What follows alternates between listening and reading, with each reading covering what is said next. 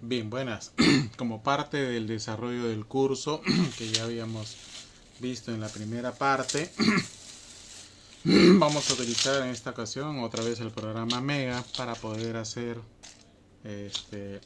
algunos alcances y utilidades de la aplicación del análisis de secuencias, ¿no?, que existen en varios soportes en internet, como el GenBAM, ¿no?, uno de los más utilizados, donde nosotros podemos sacar genes o un tipo de genes de diferentes especies y ver comparativamente cómo ha sido su evolución. Recuerden que los genes tienen diferentes efectos sobre el fenotipo. Y bueno, escojamos nosotros el gen que escojamos, siempre tiene que estar amarrado esto con el tema evolutivo, ¿no? Siempre tiene que estar amarrado con el tema evolutivo, relacionando no solamente la secuencia y la variabilidad genética del ADN o del ácido nucleico, sino que esta tiene que estar relacionada con el tema fisiológico y también metabólico, ¿no?, que ha llevado lugar a que un gen varíe o no en el tiempo. Bien, como ya habíamos mencionado en la anterior práctica, la bioinformática es una herramienta que ayuda a poder comparar secuencias nucleotídicas y también de aminoácidos, ¿no?, entre diferentes especies, que es lo que vamos a hacer en esta práctica, ¿no? Vamos a ver realmente si las similitudes estructurales o funcionales que nosotros conocemos entre diferentes especies se pueden trasladar a la comparación de las diferencias entre las múltiples secuencias biológicas de cada una de ellas, ¿no? Vamos a ver realmente que lo que vamos a hacer es una búsqueda de secuencias en la base de datos y que ya la tenemos preparada. Vamos a hacer el alineamiento respectivo. Vamos a descubrir los patrones dependiendo de los diferentes modelos filogenéticos que existen. Eso realmente no es uno solo, sino hay varios. Y vamos a reconstruir las relaciones evolutivas, aquellas que se acerquen más a lo que nosotros sabemos o tenemos información, ¿no? Y luego vamos a interpretar estos datos de relaciones filogenéticas y poder dar de alguna forma respuestas a los procesos de selección natural, si hablamos de animales o de especies silvestres, o artificialmente también, ¿no? O sea, hay selección artificial también en plantas y animales domésticos.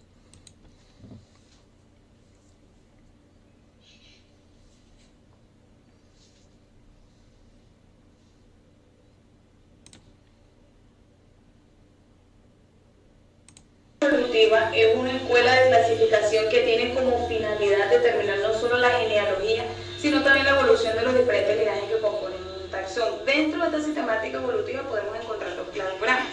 Los cladogramas son diagramas que permiten representar el parentesco evolutivo entre las especies. Este se parece pues a un árbol genealógico en el que la base del árbol representa un antepasado común para los organismos o grupos ubicados al final de las ramas. Cuando hay una ramificación en un linaje, esta se presenta como una nueva rama. Todos los descendientes de esta nueva rama comparten un mismo ancestro y están más cercanos entre sí que con los descendientes de otras ramas. Cada cladograma, por representar las relaciones evolutivas entre un grupo de seres vivos, se considera una teoría científica. Ahora pues les voy a explicar un ejemplo del siguiente cladograma. Este es una bacteria, un hongo, una mariposa, un pez, una lagartija,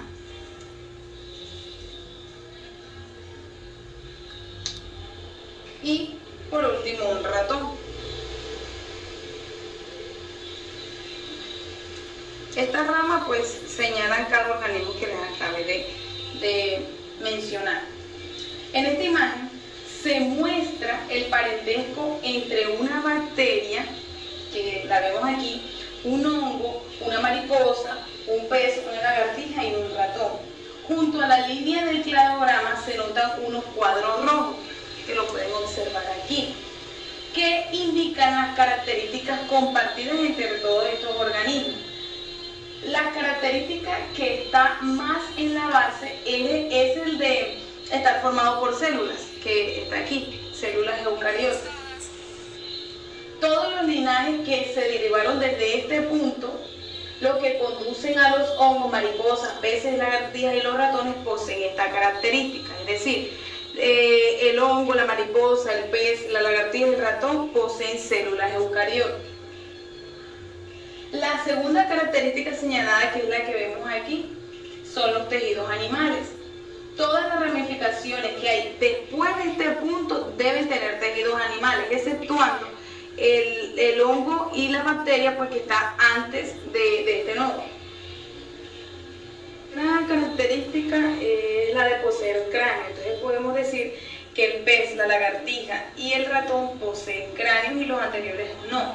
Y la cuarta característica están los pulmones, dándonos a conocer que la lagartija y el ratón poseen pulmones. Y pues, por último el pelo, que solo el ratón posee pelo. Basado pues en este cladograma podemos afirmar también que un ratón está más emparejado con una lagartija que con un pez, ya que el nodo de bifurcación entre los linajes del ratón y la lagartija está más próximo que el nodo de bifurcación de los linajes que lleva un pez y el ratón. Bueno, y finalmente pues podemos decir que a través del cladograma se puede hacer una lectura de todas las características que poseen los organismos, pues, teniendo en cuenta la información que puede proporcionar el cladograma. Espero que les haya gustado y muchas gracias.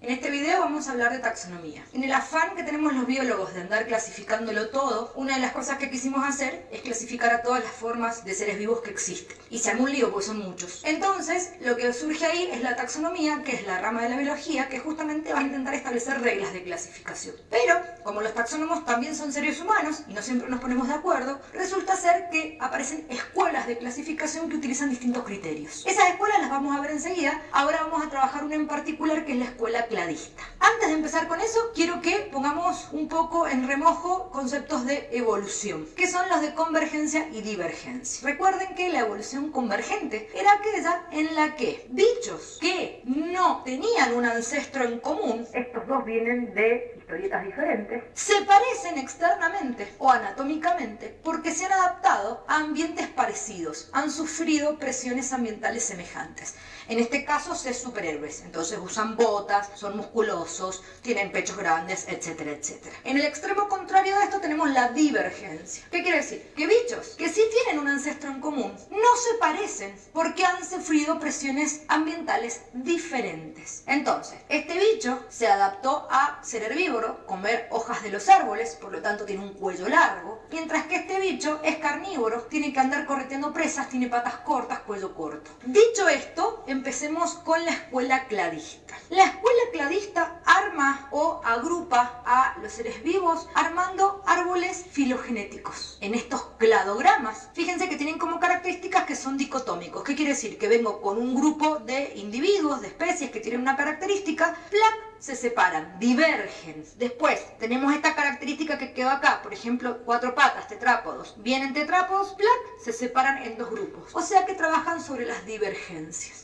Y observen que lo que en todos los casos representan son relaciones de ancestralidad. ¿Qué quiere decir? Que este derivó de este, que este derivó de este, que este derivó de este y que este derivó de este. O sea, que estos dos están más emparentados que estos con estos. En este cladograma tenemos estructuras. ¿Y cuáles son? Son los nodos. Los nodos es el punto de encuentro de 3 ramas. Las 2 que se acaban de formar más la primitiva. Esta rama primitiva, que representa el ancestro común a las 2 ramas, se llama raíz. Y finalmente lo que nosotros tenemos son grupos. El grupo interno es el grupo que yo estoy estableciendo que quiero clasificar. Analicemos un poquito esto. Yo venía con bichos que no tenían vértebras, con invertebrados. Surgen los vertebrados. Los primeros vertebrados no tenían patas. Surgen las patas. tetrápodos. Dentro de los tetrápodos, lo que primero teníamos eran bichos que necesitaban sí o sí, por lo menos, volver al agua para reproducirse. No se habían podido independizar completamente del agua. Surgen bichos que pueden reproducirse de manera independiente del agua porque generan un huevo amniota, un huevo con muchas membranas que lo puedo poner afuera y no se va a secar, y aparte le da nutrientes. Entonces fíjense que siempre van surgiendo características novedosas. Esas características novedosas se llaman apomorfías, mientras que las características primitivas se llaman plesiomorfías. Esto es relativo, porque si yo estoy tomando como característica el tener 4 patas, ese es mi carácter novedoso, mi apomorfía. El ser vertebrado quedó como una característica primitiva, se transformó en una plesiomorfía. Entonces, si yo ahora estoy considerando al huevo amniota como mi característica para definir mi grupo interno, para clasificar a todos aquellos bichos que puedan reproducirse de manera independiente del agua, el tener 4 patas quedó viejo. Entonces esto es una apomorfía y esto es una plesiomorfía. ¿Qué es lo que tienen que tener mucho en cuenta, chicos? Es cómo y dónde estoy poniendo mi carácter novedoso para establecer mi clasificación. Porque según eso, lo que está por debajo va a ser primitivo, mientras que lo que yo estoy considerando, que es lo que recién aparece, es el carácter novedoso.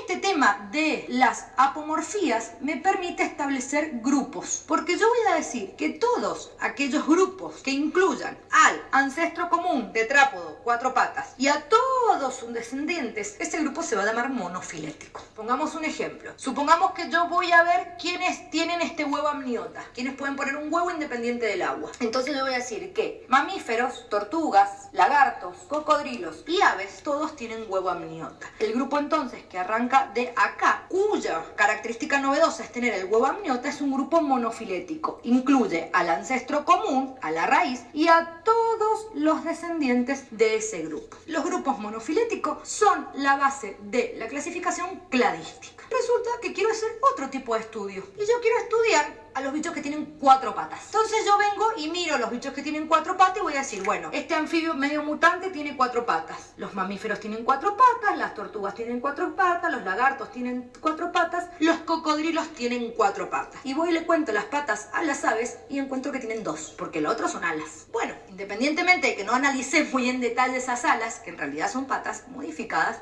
yo armé mi grupo en donde entonces me quedaron estos 4 taxones: anfibios, mamíferos, testudines, lepidosaurios y cocodrilos. Buenísimo. Ahora, cuando voy a hacer ese análisis desde el punto de vista evolutivo, yo empiezo a seguir las ramas y resulta que el ancestro común más cercano que comparten todos estos bichos está acá, está en ser tetrápodos. Pero resulta que yo a las aves me las dejé afuera. Entonces, aquellos grupos donde yo estoy excluyendo a alguien por alguna característica, en general porque hubo una divergencia extrema, en este caso generaron alas, ese grupo se va a llamar parafilético. ¿Qué quiere decir? Que me estoy dejando afuera a alguien que evolutivamente está emparentado con todo el resto. Finalmente nos quedan los grupos polifiléticos. Supongamos que ahora yo me quiero centrar y ponerme a estudiar a los bichos que termorregulan, que son homeotermos. Entonces te voy a decir, bueno, los que son homeotermos son los mamíferos y las aves. Observen que estos grupos, que para mi grupo de interés anda fenómeno, porque yo quiero estudiar los bichos que termorregulan, eso no me lo puede discutir nadie. Lo que yo no puedo decir es que evolutivamente esos bichos comparten un ancestro común, porque fíjense dónde están los mamíferos y dónde están las aves. No tienen un ancestro cercano como un cocodrilo y un ave, sino que tengo que venirme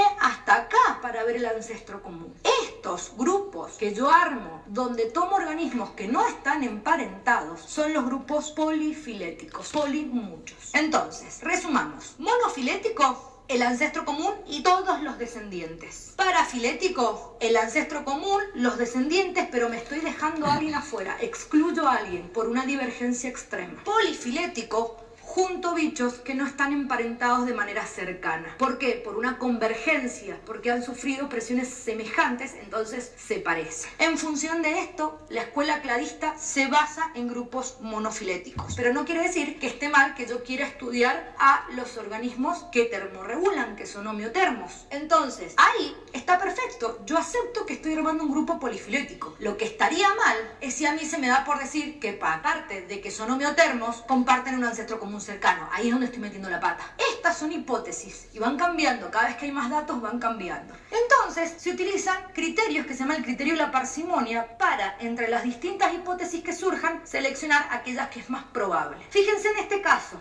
yo tengo 1, 2, 3, 4, 5, 6 y 7 taxones diferentes. Y para llegar a esto, con este árbol yo tuve que utilizar 1, 2, 3, 4, 5, 6, 7 criterios. Yo en este otro verde también tengo mis mismos 7 taxones. 1, 2, 3, 4, 5, 6, 7. Sin embargo, ahora, para establecer este tipo de relación filogenética, yo utilicé 1, 2, 3, 4, 5, 6 caracteres. El principio de la parsimonia lo que nos dice es que vamos a elegir aquella hipótesis que haya necesitado menos cambio evolutivo, que haya necesitado la aparición de menos características. Entonces, la escuela cladista, que ya la vimos, se basa en grupos monofiléticos, se basa en homologías, por lo tanto, en evolución de tipo divergente. Bichos que vienen, características que se bifurcan. Por otro lado aparecen los feneticistas. Los feneticistas nos dicen que no podemos dejar de lado aquellos bicharracos que se parecen porque han sufrido presiones ambientales semejantes. Entonces de ahí surgen esta escuela que va a tomar como concepto las similitudes globales, morfológicas, anatómicas para armar grupos. Por lo tanto, va a incluir a cualquiera de los 3 grupos, mono, para o polifilético. No tiene mayores problemas. Finalmente, lo que nos está quedando colgado es la escuela evolucionista, que es como una especie de intermedio entre el cladista y el feneticista, porque el evolucionista lo que nos dice es, sí, tengamos en cuenta las relaciones de ancestralidad, perfecto, pero no podemos tampoco dejar de lado que en la medida en que estamos clasificando bichos, también tenemos que considerar aquellos que han divergido, aquellos que se han separado de la rama por presiones ambientales muy diferentes. Entonces, esta escuela evolucionista lo que va a considerar son grupos monofiléticos y parafiléticos. Con esto terminamos con esta parte media tediosa de clasificación y de taxonomía. Vamos a ver un pequeño video que nos haga recordar la utilización de este programa y sus aplicaciones, ¿no? Que son múltiples, ¿no? Esto va de la mano con el GenBank, que es justamente el buscador de secuencias que nosotros vamos a utilizar, ¿no? Del gen que a nosotros nos interese.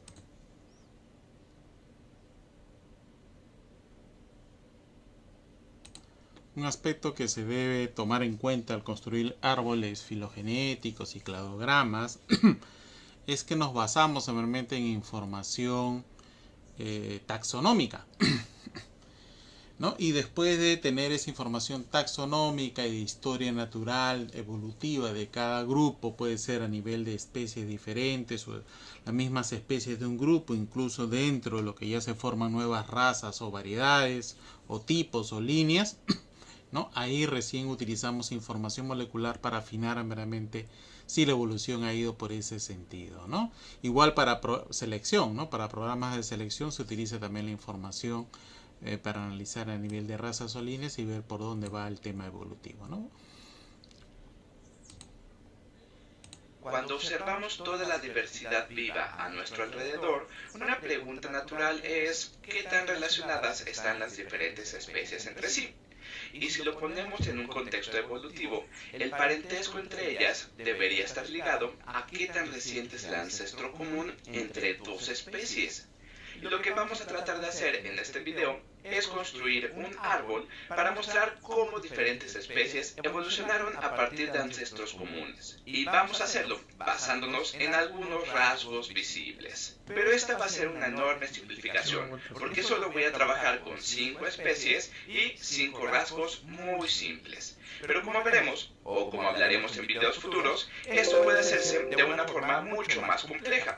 Y eso es lo que los biólogos hacen. Ellos verían mucho más que 5 rasgos. Verían en la evidencia molecular con base en diferencias de proteínas, con base en diferencias de ADN, para realmente comenzar a crear lo que nosotros llamamos un árbol filogenético.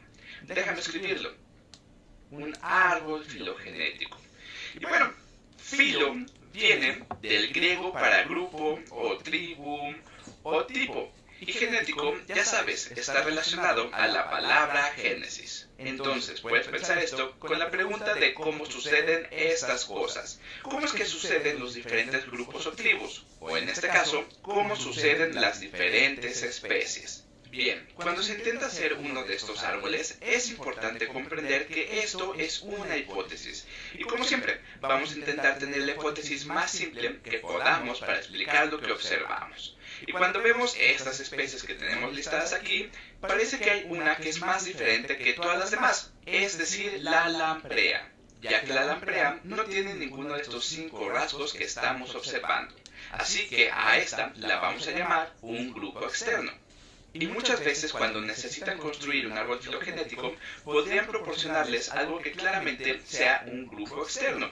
Por ejemplo aquí, la lamprea no tiene ninguno de estos rasgos visibles. Y si estuviéramos viendo las diferencias genéticas, esta podría tener el mayor número de diferencias genéticas, relativo, claro, a todo lo demás.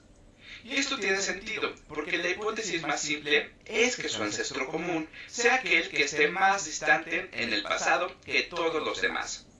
Así que permítanme empezar a dibujar este árbol. Entonces voy a poner por aquí un momento muy en el pasado, algo más o menos así, y bueno, por aquí vamos a tener un punto de ramificación, donde vamos a tener al ancestro común de la lamprea y todo lo demás. Así que finalmente tienen este ancestro en común. Y después hay muchas especies a lo largo del camino, hasta que por aquí tenemos a la lamprea en tiempo presente. Entonces, la siguiente cosa que tenemos que pensar es cómo todo lo demás terminó ramificándose. Es decir, qué hay en común en todos los demás que tal vez no tuvieron en común con la lamprea. Y bien, si observas una cosa que tienen en común y que vemos en todos los demás que tenemos listados aquí, es la mandíbula. Por lo tanto, es razonable decir que tenemos un ancestro común entre la lamprea y todo lo demás justo aquí, y después se ramifica en múltiples especies. Y una de esas especies debió de haber evolucionado para tener mandíbulas. Así que déjame escribirlo. Justo aquí voy a poner mandíbulas. Entonces las mandíbulas son consideradas un carácter derivado. Estas especies ancestrales en un principio no tenían mandíbulas y estamos asumiendo que en algún punto evolucionaron y se quedaron con las mandíbulas ya que probaron ser favorables en ciertos ambientes, o podría haber sido a través de un proceso como la deriva genética. ¿Quién sabe? Pero estoy suponiendo que era favorable en ciertos ambientes. Ahora vamos a ver si podemos clasificar los demás, las 4 especies que me faltan. De hecho, vamos a tachar a la lamprea, porque esta ya la utilizamos, y también voy a tachar mandíbulas, porque esto también ya lo utilizamos. Entonces, vamos al siguiente rasgo que sea más común. Y si vemos, el siguiente rasgo que es más común son los pulmones. Pero observa que no todas las especies tienen pulmones. El róbalo no tiene pulmones, no respira aire de la forma en la que los animales que viven fuera del agua respiran aire. Entonces, el siguiente punto de divergencia va a ser entre el róbalo y todo lo que nos queda. Así que permíteme dibujar eso. Y de nuevo, dije debe ser porque eso es una hipótesis. Y bueno, creo que es una hipótesis razonable. Entonces, por aquí vamos a tener al róbalo. Déjame escribirlo.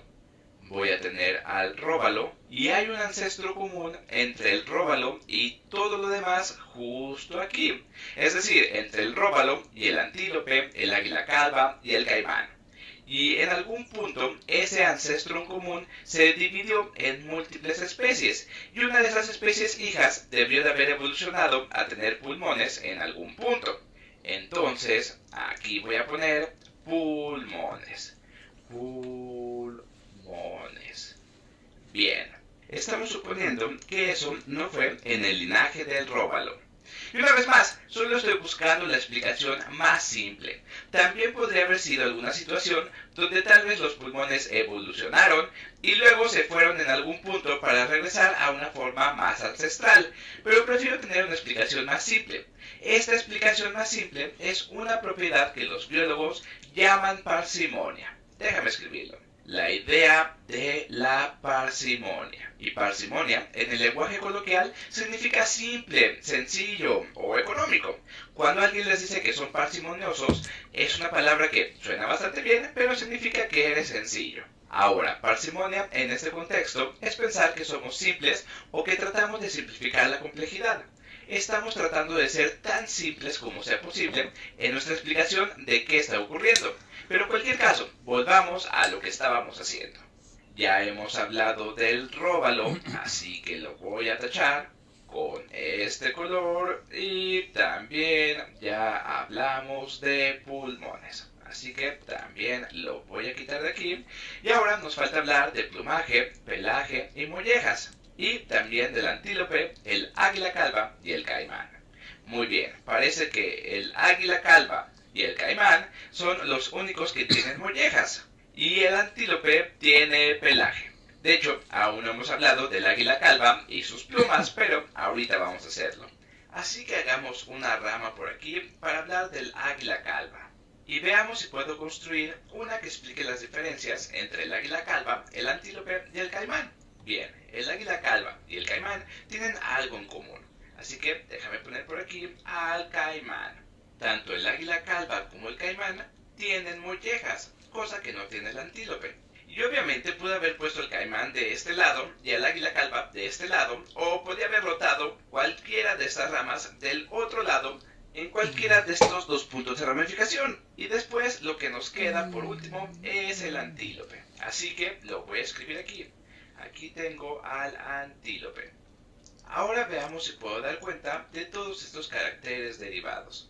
Entonces, aquí tenemos un ancestro común entre el róbalo, el águila calva, el caimán y el antílope. Justo aquí tenemos este punto de ramificación, y en algún punto de esta rama evolucionaron los pulmones. Entonces estamos proponiendo una hipótesis. Evolucionaron en esta rama, y luego digamos que justo aquí tenemos al ancestro común entre el águila calva, el caimán y el antílope. Y un ancestro común del águila calva y del caimán debió de tener mollejas, así que vamos a poner las mollejas con su respectivo color justo aquí. Aquí tengo las mollejas. Y entonces todo lo que descendió de este ancestro que tenía mollejas tendrá mollejas. Pero otra vez, esta molleja pudo perderse, es solamente una hipótesis. Bien, ahora vamos a tachar todo lo que tenemos aquí para ver qué es lo que nos falta. Ya contamos las mollejas, así que lo voy a quitar justo así. Y bueno, nos falta el plumaje. El águila calva es el único que tiene plumas, así que déjame ponerlo. Entonces, en algún punto tenemos un ancestro común entre el caimán y el águila calva, pero este ancestro común se ramifica en múltiples especies, una de las cuales tiene plumas. Entonces déjame ponerlo aquí y lo voy a poner con este color. Tiene plumas. Plumas. Bien. Y nuevamente, eso podría haber ramificado en muchas cosas que ya sabemos que existen, porque el águila calva no es la única especie con plumas, pero el águila calva sin duda es una especie que tiene plumas. Ok, entonces vamos a tachar también el plumaje, lo voy a quitar, y por último nos falta hablar solamente del pelaje. Y el único que tiene pelaje es el antílope, así que no sabemos dónde podría haber pasado esto. Podríamos querer buscar más evidencia para llegar con una buena hipótesis, pero en algún lugar a lo largo de esta rama derecha podríamos poner el pelaje. Déjame escribirlo. Por aquí tenemos al pelaje. Y entonces ahí lo tienes. Este es un razonable árbol filogenético. Puse en práctica la idea de la parsimonia para llegar con la explicación más simple. Pero hay explicaciones más complicadas y no sabemos. Algunas de esas explicaciones más complicadas podrían ser muy ciertas.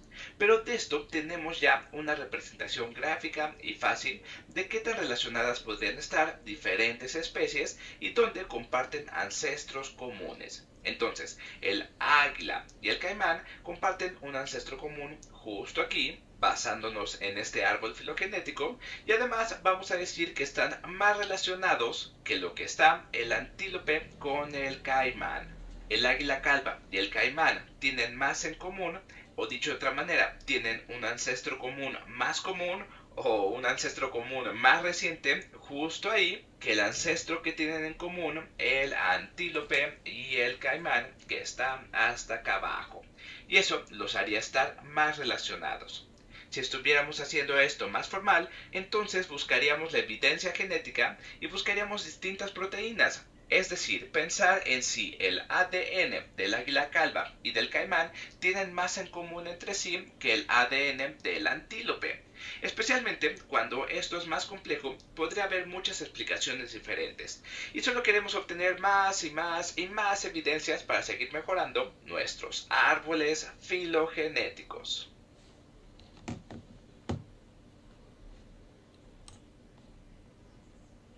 En este video vamos a trabajar con la base de datos de GenBank y realizar unos análisis en GLASS. Tenemos que tener en cuenta que por detrás de ese... Bien, vamos a ver algunas propuestas para poder hacer un recordaris de cómo se maneja la información en el GenBank y luego poder trabajar con el programa MEDA, ¿no? En este video vamos a trabajar con la base de datos de GenBank y realizar unos análisis en GLASS. Tenemos que tener en cuenta que por detrás de esa información existía una serie de procesos, una metodología desde ir a nuestra área de estudios, colectar individuos, almacenamiento, extracción de ADN, PCR, secuenciamiento comercial, y por fin tenemos nuestra información a modo de secuencia que podemos editarlas, alinearla para finalmente analizarla. Entonces, una secuencia es una continuidad ordenada de letras que representan las bases genéticas: adenina, citosina, guanina y timina. Esas secuencias vamos a tener en un formato disponible, en este caso es formato FASTA, que representan tres tipos de archivos. Entonces tenemos el formato FAI, FASTA y Nexus, todos ellos que son editables en el Notepad.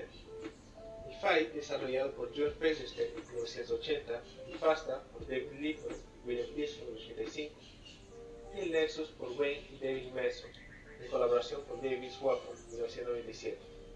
Probablemente muchos de ustedes no hayan nacido cuando esos cracks han estado trabajando en esos archivos y otros programas que veremos después. Aquí tenemos la diferencia entre FAI, FASTA y Nexus. El FAI empieza por espacio, número de taxones, espacio, número de caracteres. El FASTA con un símbolo de mayor que, el nombre de nuestro taxón y los caracteres. Y el Nexus tiene una serie de comandos iniciales de indata, multicoma, las dimensiones, que son los números de taxones, número de caracteres, el formato, qué tipo es de DNA, si existe o no get, y información. Finalmente termina con punticoma en punticoma. Entonces, es bueno diferenciar siempre esos tres tipos de archivos para poder trabajar en los diversos programas de filogenia. Entonces, vamos al GenBank. Vamos a Google. GenBank. Hacemos clic en el primer. Y esa es la interfaz del GenBank. Entonces, lo que nos interesa es tener información de nuestro grupo de estudio. En este caso, vamos a trabajar con el ficus. Los ficus, damos Enter y aparecerán muchos ficus, muchos de los que ya conocemos. Aquí tenemos este ficus elástica, tenemos la información que trabajar en RNA, tenemos los pares de bases y podemos escoger alguna serie de información.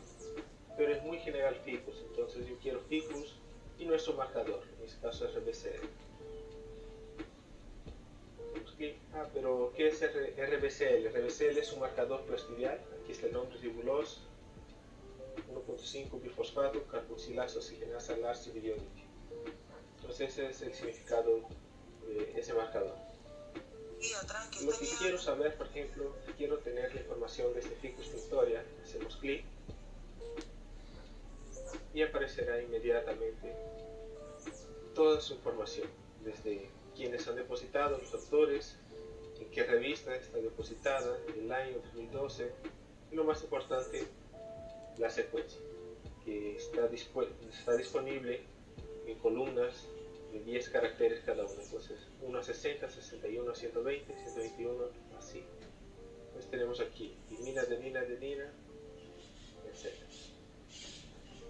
Nosotros queremos descargar esas secuencias y comparar con otros ficus. Entonces seleccionamos aquí en Victoria, de 700 es bueno comparar con similares pares de bases, Indiana, Formosana,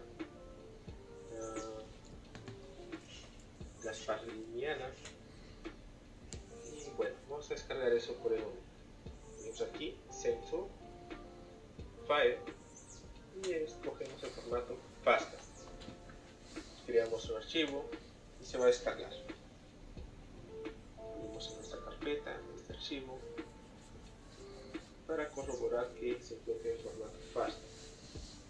Y vemos que sí, empieza con el mayor que, el código de depósito y todo ese nombre. Yo les sugiero que eliminemos toda la información adicional, nos quedemos nada más con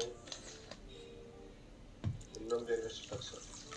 ¿Y eso por qué? Porque para facilitar un poco, así hacemos con todo, para facilitar un poco la lectura en la hora que estamos haciendo nuestros análisis. Guardamos. ¿Por qué? Si hago doble clic aquí, va a abrir con un programa que ya tengo instalado, no sé con cuál, o el Mega en este caso. Entonces podemos observar que en nuestras secuencias se encuentra toda esa información y aquellos dos que yo he cortado, no. Entonces esa es la importancia de retirar la información adicional. Entonces cerramos aquí, estamos trabajando con Djembe, pero yo soy específico y quiero estudiar el Ficus benjamina. Entonces Ficus benjamina, RBCL, para los que no conocen el Ficus benjamina, se dice aquí. Entonces bajamos, tenemos aquí 2044 pares de base. Voy a trabajar con este aquí, 1615 pares de base. Vemos la información, vemos la subsecuencia y yo quiero ver la secuencia en formato FASTA. Hago clic FASTA, leo y veo aquí. Ahora imaginemos que queremos introducir este archivo en nuestra secuencia para poder analizarla. Podemos hacerlo de dos formas. Podemos copiar todo eso aquí, así, control C, bajamos, control V y listo. O también podemos descargar el archivo file FASTA y hacer lo mismo, abrir, editar, control C, control V. Entonces, a la hora de salvar, aquí ya veremos el otro. Ahora que guardamos, aquí ya aparece nuestro título Benjamin. Aquí está, es esta secuencia. Bien, ahora imaginemos que nuestro compañero nos da una secuencia para analizar, pero no nos dice qué es. Entonces lo que tenemos que hacer nosotros es pedir un BLAS. Hacemos clic en la página, está en la descripción, nucleotidio o nucleótido, copiamos esa información, control C, control V, que es la información que él nos dio. Yo dejo por defecto, aquí es importante, no está por defecto, dimos un BLAS. Lo que hace el BLAS es comparar tu secuencia con la secuencia que está, con múltiples secuencias que están en esta base de datos. Entonces, al comparar, te va a dar como resultado varios taxones similares, que es lo que vamos a ver a continuación.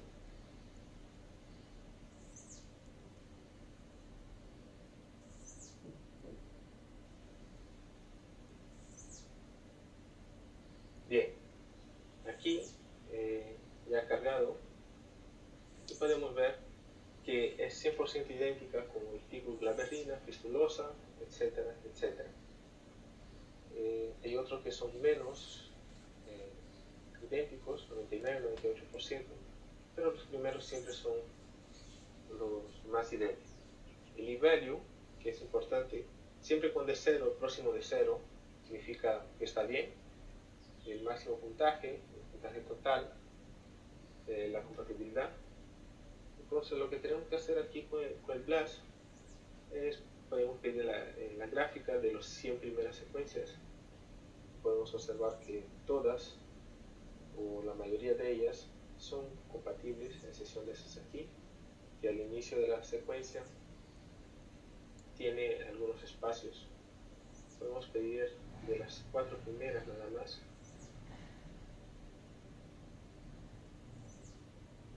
Y aquí están los valores, ¿no?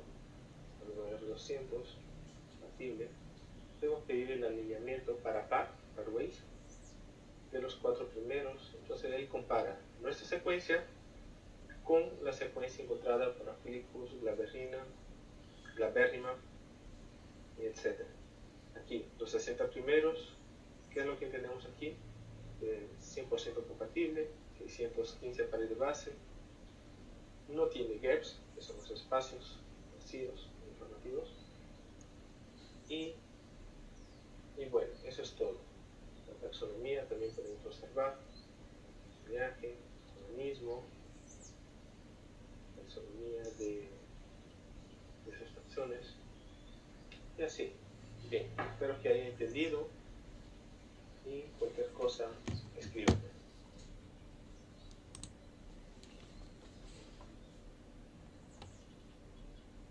Tú puedes crear un cladograma como este solo secuenciando el ADN en todos estos diferentes organismos y después arrojando los resultados en una computadora y así crear un cladograma plausible. ¿Y en dónde están ustedes? Bueno, ustedes están justo aquí en el lado humano.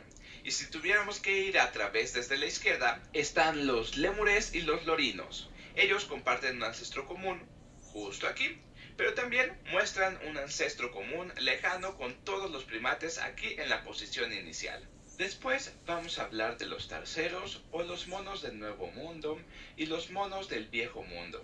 Estos son términos un poco raros. El mono del Nuevo Mundo es un mono sudamericano.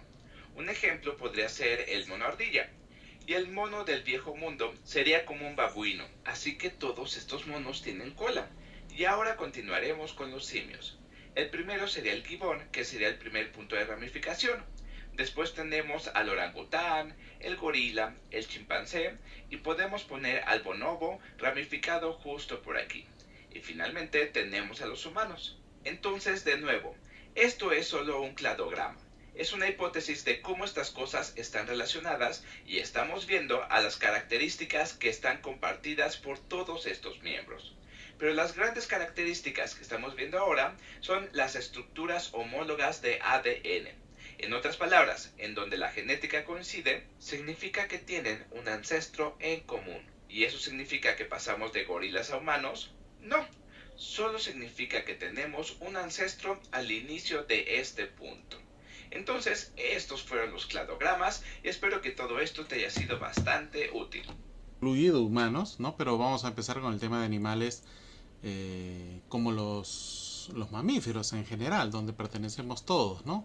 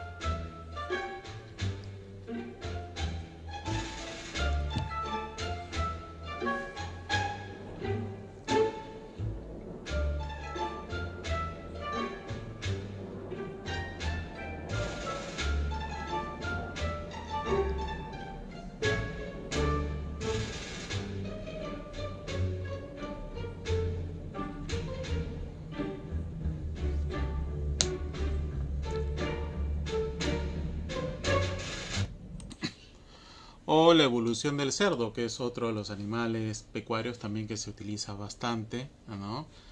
A partir de, bueno, especies silvestres como el jabalí. Es que el cerdo es una especie que viene de sus orígenes de la especie del jabalí. ¿Sí? Tiene origen en el jabalí. ¿Sí? Conocemos que el jabalí es una especie que tiene origen en el jabalí. ¿Sí? Conocemos que el jabalí es una especie que conocemos de tiempos muy antiguos. Se remonta a los años 4900, 5000 antes de Cristo. ¿Sí? Esta evolución, y como la conocemos, en su origen en el jabalí puede ser de dos tipos: el tipo europeo y el tipo indio. ¿Sí? El cerdo de la región europea se denomina sus, es el género, y la especie Scrofaferus, de color negro matizado con gris y castaño. Y el cerdo originario de la India se trata del género sus, especie Vittatus. Entonces vemos que son familia por el género. Sus Scrofaferus, el cerdo de Europa, y sus Vittatus, el cerdo de la India, que carece de cresta o línea en la parte superior de color gris castaño con una franja blanca hacia ambos lados de la cara.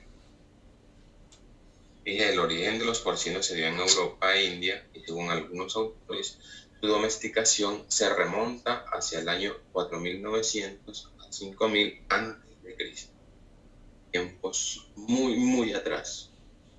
Entonces, aquí tenemos la clasificación taxonómica del cerdo. Pertenece al reino animal, cordados, ¿sí? Por tener espinazo en las vértebras; mamíferos, por ser de sangre caliente; y las hembras de cría, pues, presentan glándula mamaria para alimentar a sus lechones. Orden Artiodáctilos, por tener dedos en número par, ¿sí? Es uña. Familia de los suidos, por ser ungulados, no son animales rumiantes como la vaca, como los ovinos y caprinos, sino que por el contrario poseen un solo estómago. El género sus, habíamos dicho que se desprenden a especies sus crafa y sus vittatus, en el cerdo, habíamos visto en la diapositiva anterior, de Europa y de la India respectivamente. De acuerdo también a la evolución que han tenido los cerdos, se ha también cambiado el concepto o el nombre con que se venía llamando de la antigüedad. ¿Sí? Gorrino se llamaba antiguamente cuando los animales tenían menos de 4 meses. Actualmente podemos llamarlo como animales que están en etapa de levante, o cerdos de levante. Cochinillo, cuando todavía estaban mamando, ¿sí? Cuando dependían la alimentación por medio de la leche, ¿sí? Actualmente se llaman lechones. Ladrillo, al cerdo macho que se destina a la reproducción, que actualmente conocemos como berraco o semental, o macho reproductor. Cochino, a los cerdos destinados al sacrificio, se denominaba antes cochino, lo que nosotros conocemos como cerdo de engorde o cerdo cebado. Lechón, al cerdo macho de cualquier edad, ¿sí? Se llama cerdo normalmente, independientemente de qué talla eso tenga. Yara se llamaba antes, ¿sí?, a un grupo de cerdos, ¿sí? Acá podemos decir un lote. Vulgarmente también lo conocemos como una colcada, una camada. Y puerco al cerdo gordo, marrano ya cebado. Vea que también a través del tiempo ha evolucionado la manera de cómo nosotros estamos dándole un nombre a los animales. Depende de la etapa, la etapa en la que se encuentren. Vemos aquí entonces el cerdo europeo, o que conocíamos como jabalí europeo, el sus scrofa y el cerdo de la India, el sus vittatus. Aquí los vemos, cada uno de ellos. Y el jabalí, cerdo europeo, se caracterizaba por tener unos colmillos prominentes. Entonces, ¿cómo evolucionó el cerdo? Pasó de ser un jabalí, aunque todavía existen los jabalíes, ¿sí? Se fue domesticando y luego evolucionó a un cerdo que era destinado a la comercialización, cerdo tipo carne. Entonces, cuando la especie empezó como jabalí, año 4.900, 5.000 a.C., veíamos que tenía una conformación totalmente diferente a la que conocemos el cerdo actualmente. El 70% del peso de un cerdo salvaje, un jabalí, se encontraba en su mitad anterior, ¿sí? Cuyos cortes son de menor valor. Entonces, el 70% de su cuerpo estaba de la mitad de su cuerpo hacia adelante, hacia la cabeza, y que en la parte posterior era un animal, ¿sí?, tenía menos proporción de carne. La mayoría de su cuerpo estaba ubicado en la parte o en la zona anterior de su cuerpo, de la mitad hacia adelante, el 70% de su cuerpo. Luego, cuando pasó a cerdo doméstico, a principios del siglo XX, ¿sí?, cuando ocurrió la domesticación del cerdo, ya no luchaba por obtener sus alimentos, no tenía enemigos peligrosos, por lo que comenzó a vivir en una forma sedentaria en las poblaciones y en porquerizas, y aquí aparecieron las instalaciones para los cerdos. Y acá el cerdo pasó de tener 50 y 50% de su cuerpo repartido, ¿sí? Entonces ya vemos que no es un cerdo que era más grande en su parte anterior, más pequeño, ¿sí?, menor proporción en su región posterior, sino que estaba distribuido de forma equitativa, ¿sí? 50% en su región anterior, 50% en su región posterior. Vemos cuando fue domesticado animales muy grandes, ¿sí? Actualmente conocemos el cerdo tipo carne, ¿sí?, cerdo destinado a la comercialización. Entonces, ya la conformación también cambia. Ya vemos que en su parte anterior, en su parte delantera, pues disminuye la proporción. Ya no pasa de un 70%, ni un 50%, sino a un 30%. Se invierten las proporciones con respecto al cerdo salvaje o jabalí.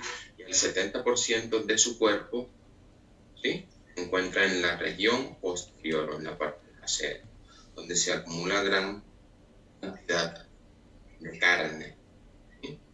Y ya vemos un cerdo en su parte anterior o en su parte delantera más pequeña, ¿sí?, cabeza más pequeña, manos más pequeñas. La mayoría de su cuerpo está destinada en la región posterior, en la parte trasera, donde hay mayor acumulación de músculos, de tejidos magros. La necesidad de proteína animal y facilidad de obtención de grasas vegetales llevan al hombre a criar cerdo tipo carne, como un carnudo, cuerpo alargado y cabeza liviana o pequeña. El 70% lo constituye la parte anterior.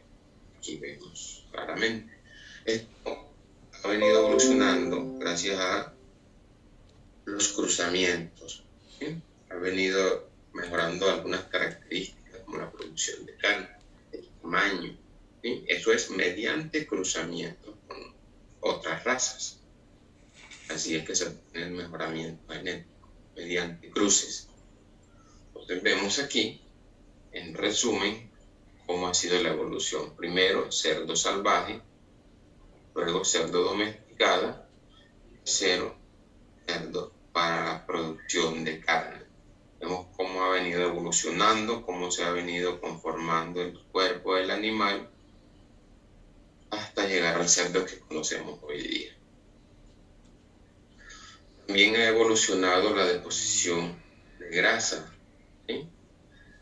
Anteriormente, 60, 70 años atrás, veíamos que la conformación del cerdo en su región posterior era mucho mayor la deposición de grasa. Todo esto que se está encerrando en un círculo, toda esta parte blanca que aquí vemos, formaba el tocino, grasa. Y vemos el cerdo actual a partir a finales de los años 90, 2000, la década del 2000 hacia acá, vemos que la deposición de grasa es mucho menor. Esto ha ocurrido gracias al mejoramiento genético, a la alimentación balanceada que se le está suministrando a los cerdos actualmente, al manejo que se le ha realizado a las producciones porcinas en la actualidad. Entonces, el cerdo actualmente, a diferencia los cerdos salvajes al cerdo doméstico, ya que los cerdos de hoy en día presentan alta prolificidad. ¿Qué quiere decir alta prolificidad? Tienen gran número de lechones por parto, las hembras, alrededor de 10 a 13 lechones, dependiendo la raza. La lactancia corta, ¿sí? O amamantamiento corto a las crías, de 3 a 5 semanas, nos lo destinamos a nivel comercial.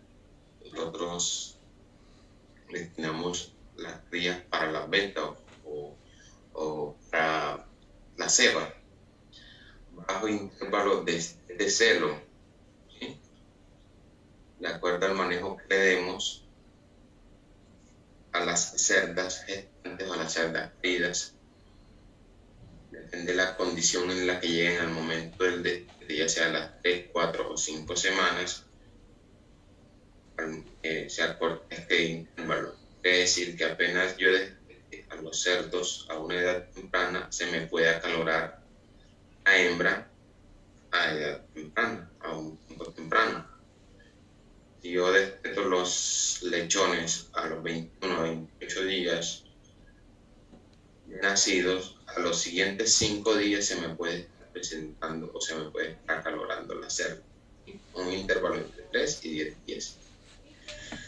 Temprana pubertad. Machos y hembras se desarrollan, como decimos nosotros vulgarmente, o se acaloran. En el caso de las hembras, se empiezan a presentar su primer celo a edad temprana. De 5 a 6 meses, razas norteamericanas y europeas, y de 3 a 5 meses, razas chinas. Numeroso tamaño de camada, ya habíamos hablado en la parte posterior cuando hablamos de la prolificidad, ¿sí? Las cerdas que son primíparas, cuando hablo de primíparos me refiero a que van a tener o van a experimentar su primer parto. Están teniendo en su primer parto de 7 a 8 lechones, y las cerdas que tienen más de un parto, van a tener su segundo parto en adelante, pueden en parir de 10 a 13 lechones, y las razas chinas, ¿sí?, más prolíficas de 15 a 18 cerdos o lechones por parto. Corto ciclo estral, la presentación del celo o calor en las hembras de la raza porcina se encuentra o se presenta alrededor de los 21 días, una variación entre los 18 y los 24 días. Cada 3 semanas, la hembra, cuando no está preñada y está en buenas condiciones, se me puede estar acalorando. Lo vamos a tratar con más detalle, el tema reproducción porcina.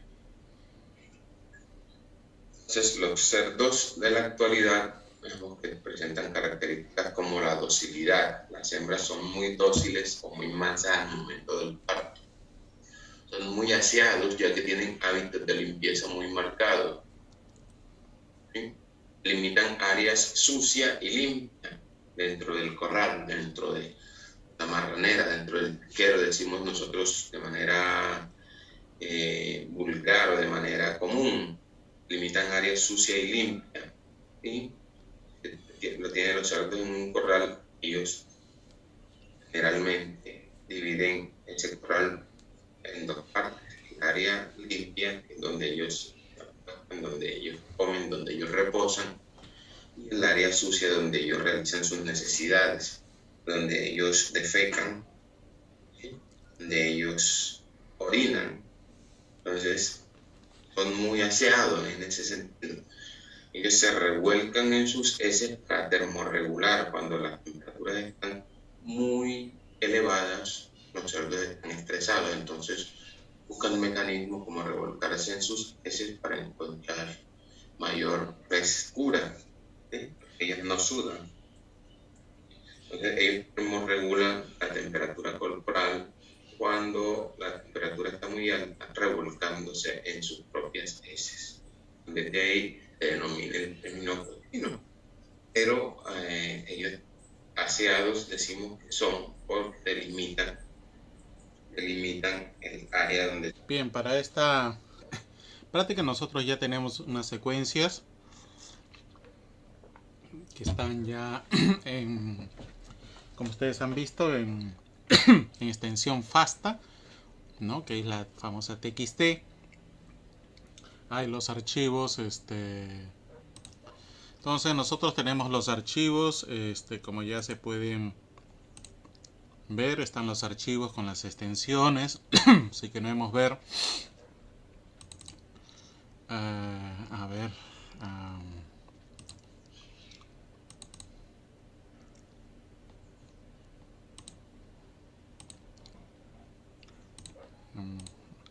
no, nosotros podemos ver ahí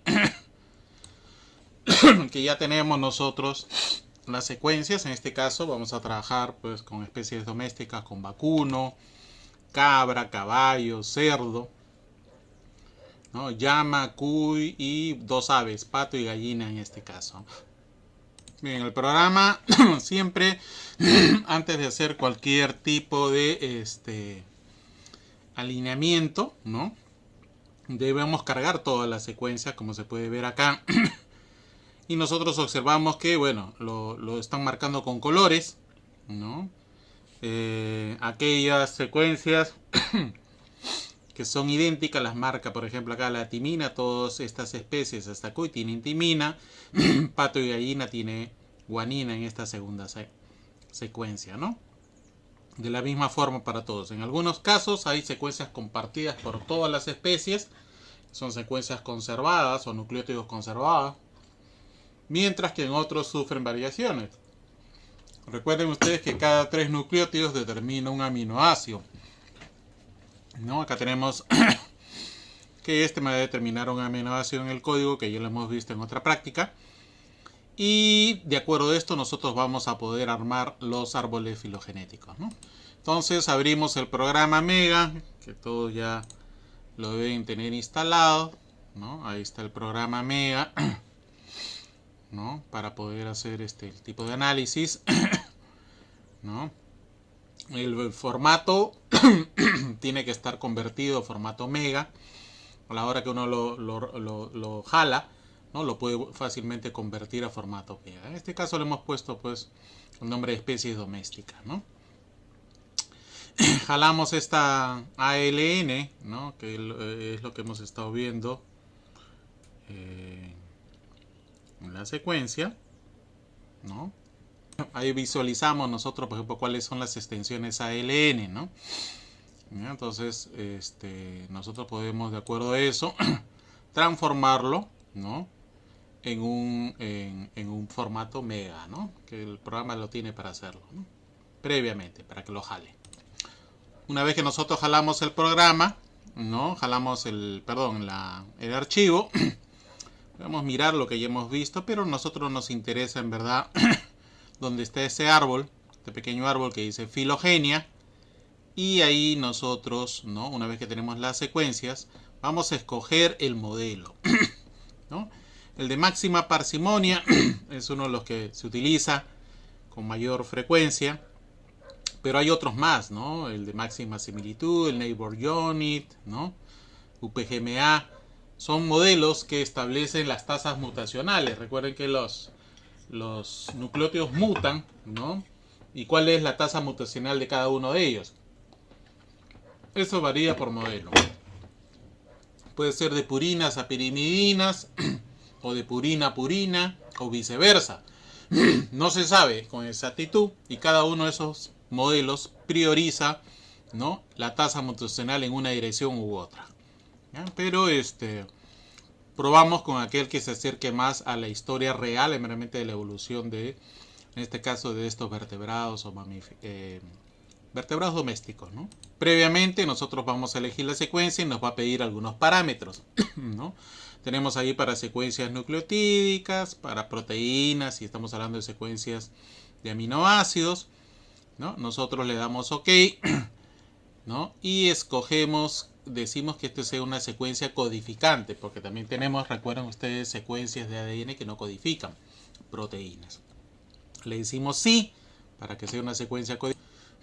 Y escogemos el código genético. Recuerden que el código genético es universal, pero tiene algunas excepciones, ¿no?, con otros ADN, ¿no? Como vamos a ver en el siguiente capítulo, el ADN mitocondrial tiene el mismo código con algunas variantes, iguales para diferentes organismos. Pero en este caso vamos a trabajar con el código genético nuclear, el estándar. Bien, una vez que nosotros seleccionamos el árbol, nos bota, ¿no?, este dendrograma, uno de ellos, ¿no?, donde están relacionados los individuos, por ejemplo, caballo y cerdo, cuy, llama, ¿no? Y cada vez que nos alejamos en el árbol, significa que hay menos relación filogenética entre esos organismos. Lo que podemos observar acá, si es un árbol, ¿no?, es un árbol donde los mamíferos en general están separados de las aves, ¿no? Y eso es una historia evolutiva ineludible, ¿no? O sea, no hay que darle mucha vuelta para llegar a esa conclusión. Pero bueno, rebota este árbol y de ahí vamos probando los demás árboles para ver cuál coincide con nuestros datos. Entonces, vamos a abrir el programa Mega. ¿No? Nosotros vamos a abrir el programa Vega y buscamos los archivos respectivos, donde lo tengamos grabado.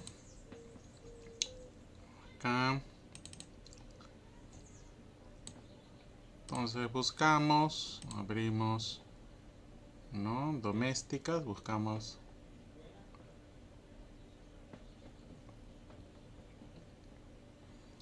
la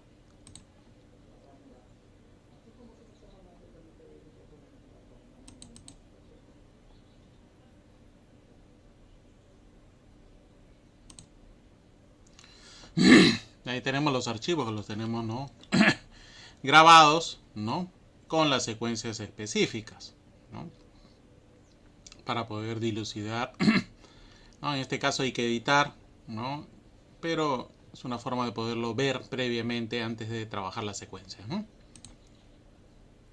Vamos a buscar el archivo que ya está un poco más digerido, ¿no? Ahí está, ¿no? Siempre tiene que haber este símbolo mayor cada vez que nosotros ponemos el nombre a una especie, ¿ya? En esta línea y seguida en la segunda línea debe estar la secuencia, ¿ya?, en ese orden. Es un tema que ya manejan todos los programas que trabajan con secuencias, es un universalmente aceptado, ¿no?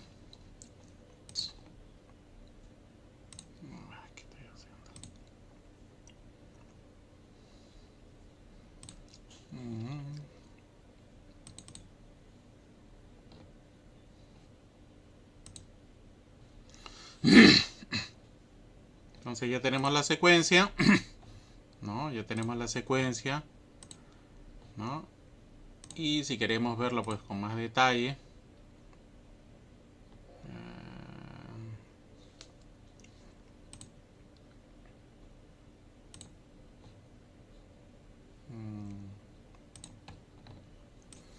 entonces yo voy a abrir, ya que estaba viendo la secuencia, ahora voy a abrir especie doméstica 2. Ya está alineado, no le vamos a pequeñecer, vamos directo a analizar. Y acá ustedes tienen que escoger, esto es secuencia de nucleótidos, ¿no? ¿No? Secuencia de nucleótidos, perfecto, que codifica codifica proteína, claro que sí. con qué árbol, con qué tipo de código genético. Ya hemos visto que hay varios. Vamos a escoger el nuclear. Listo. Ya tenemos las secuencias. Ahí está la secuencia. Ya sabemos que los puntos, ¿no? Los puntos indican los mismos nucleótidos. Eso quiere decir que, por ejemplo, para vacunos hay adenina, cabra también adenina, caballo adenina, cerdo adenina, llama adenina, cuy adenina. Y solamente cambian pato. Los puntos me indican que es el mismo nucleótido que aparece en la secuencia de arriba. Hay zonas conservadas y hay zonas variables, ¿no? Por ejemplo, es una zona conservada, ¿no? Y si yo quiero señalar la zona variable, me indica pues todas las variedades donde se ha producido por lo menos una variación nucleotídica en cada una de ellas, ¿no? La más conservada solamente es el tercer nucleótido de este codón.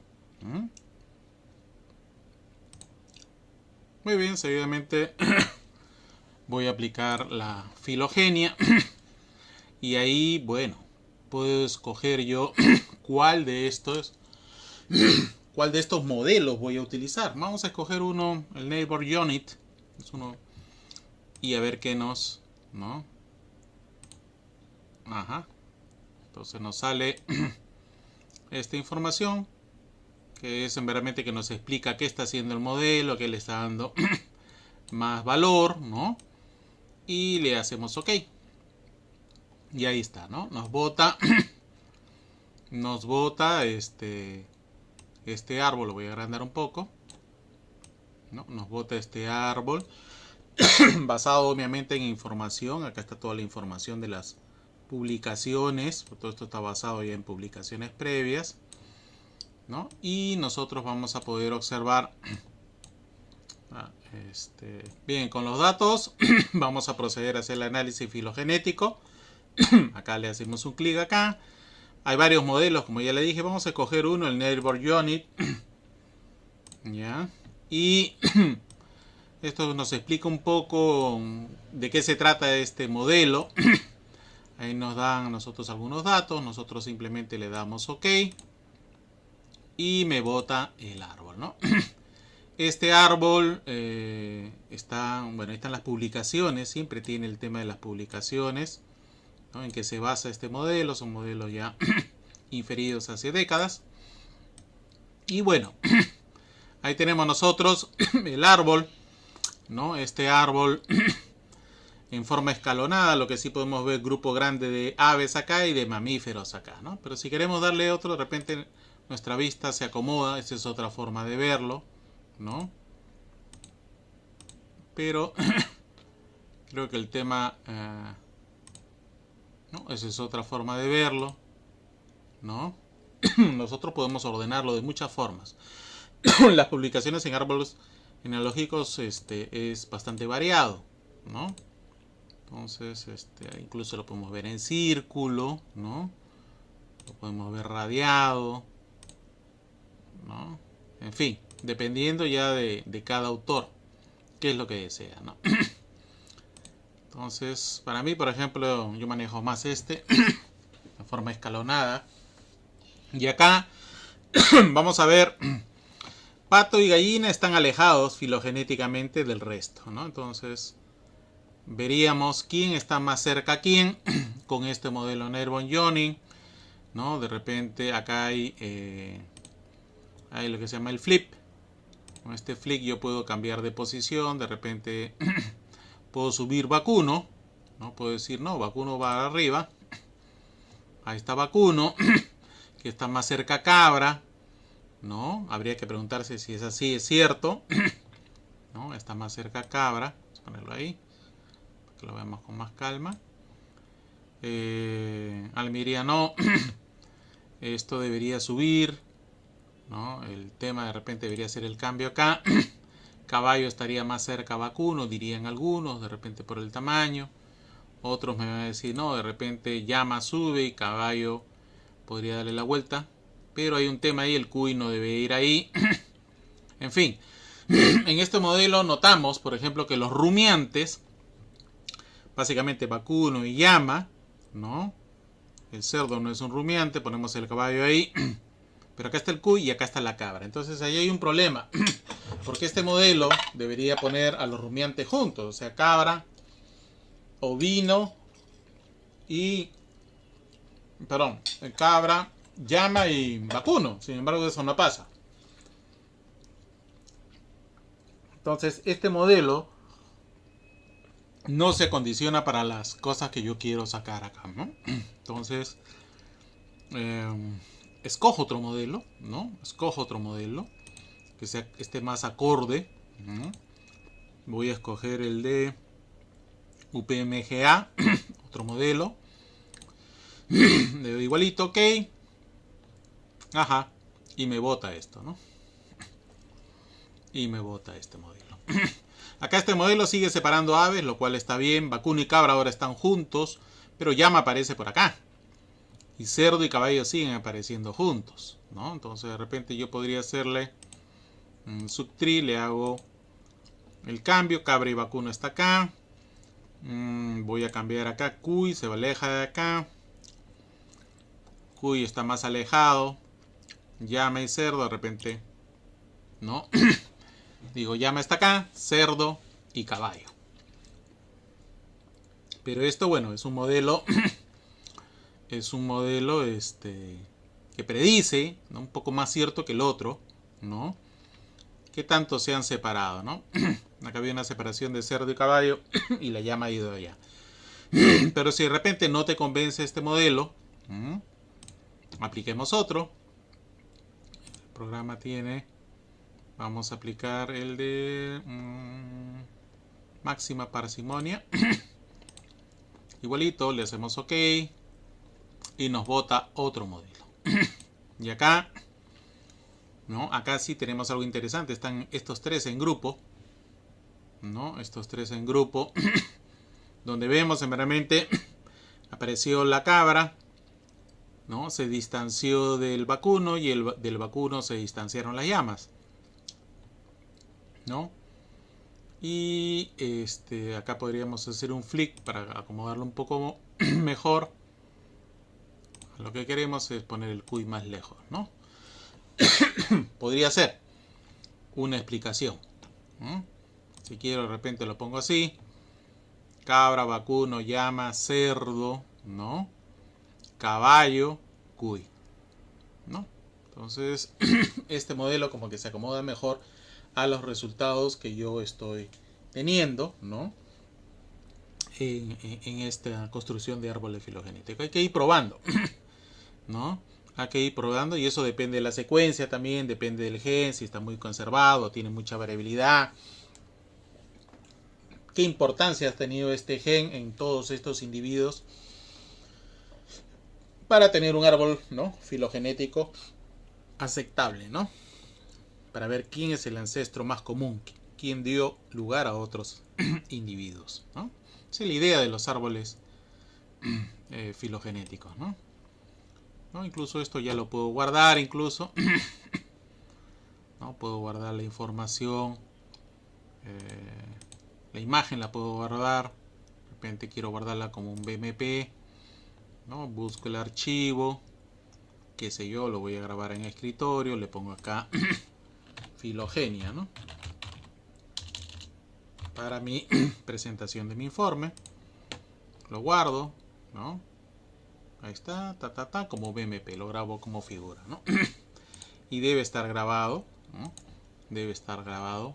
En este caso lo hemos grabado en el escritorio. Filogenia, ¿no? Y ahí está, ¿no? Filogenia. Le hago clic y aparece, ¿no? La figura. ¿Ok?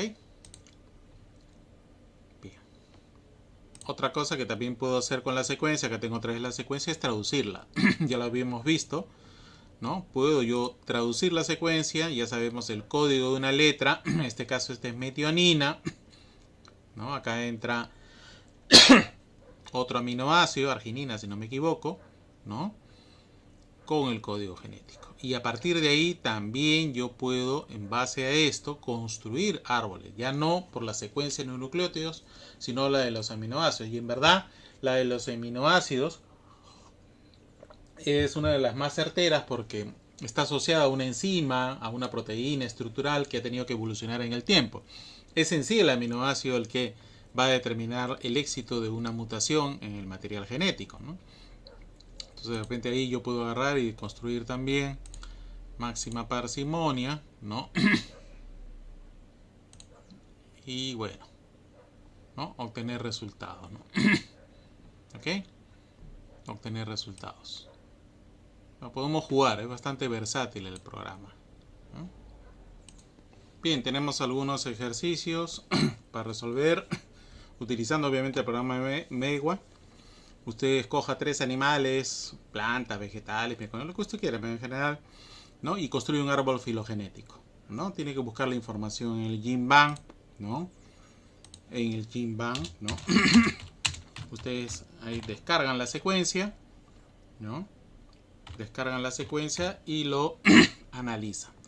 En el ejercicio 2, utilizando el programa Megwa y la secuencia de trabajo, secuencia nucleotídica, ustedes tienen que digitalizar esta secuencia en FASTA, hacer la copia en FASTA, ya les dije cómo hacerlo, ¿no? Es un DNA nuclear, ADN nuclear, y construya, ¿no? los posibles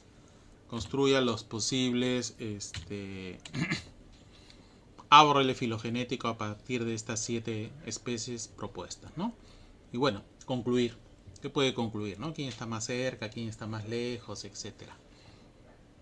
En el ejercicio 3 dice se logró secuenciar la secuencia, bueno, se logró secuenciar a los aminoácidos sería, ¿no? A los siguientes aminoácidos. Código de una letra, ahí está el código de una sola letra, no 3, de una importante enzima de 6 organismos, ¿no? emparentados. ¿Cuál ha sido el aminoácido más importante para la evolución de estos 6 organismos y por qué?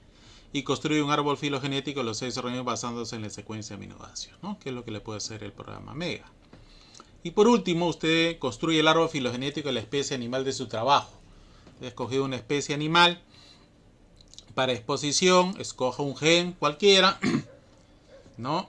Y escoja y relaciónelo con otras especies de animales muy relacionados. Por ejemplo, si he escogido perro, buscaré lobos, coyotes, zorros para relacionarlos, ¿no?